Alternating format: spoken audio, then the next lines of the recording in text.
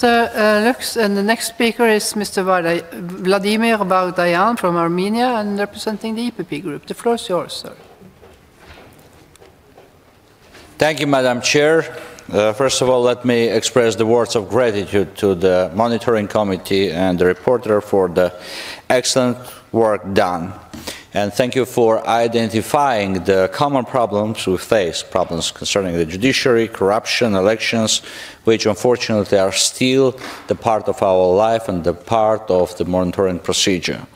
For sure, during this period, some countries have bigger and better success in comparison with the others. Some countries still have some shortcomings, but for some of the countries, both in the monitoring and post-monitoring procedure, as well as for the countries in the periodical review, we may call this report as rather regress report than progress report.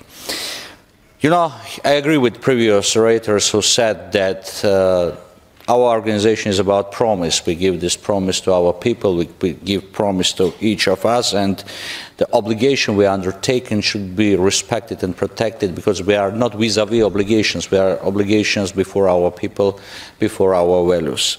And for sure, I understand perfectly well that now we are facing very serious geopolitical problems, and the serious violations of yesterday now considered as minor ones, but we shouldn't keep blind eye on this situation. We should go ahead and have the same approach to all the violations we face. Unfortunately, we should say that some member states are still continue behavior which is rather not corresponding to the values of this organization. For example, a couple of days ago, one of the leaders of the country expressed that if they don't want to have a peace treaty on our conditions, so our borders will be there where we like. Sorry, this is not the Council of Europe rhetoric. This is not something which should be considered as the obligations in the framework of the obligations before the Council of Europe.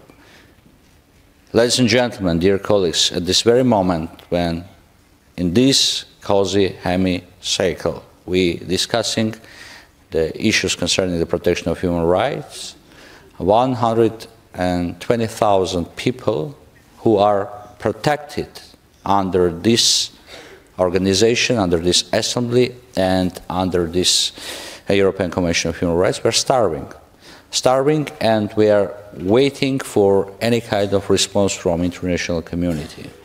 And this is quite important, that this organization should have the same standards to all the countries, to all the corners of the Council of Europe, since all the citizens protected under the European Convention should have the same guarantees of human rights and should benefit from the values of democracy. Thank you.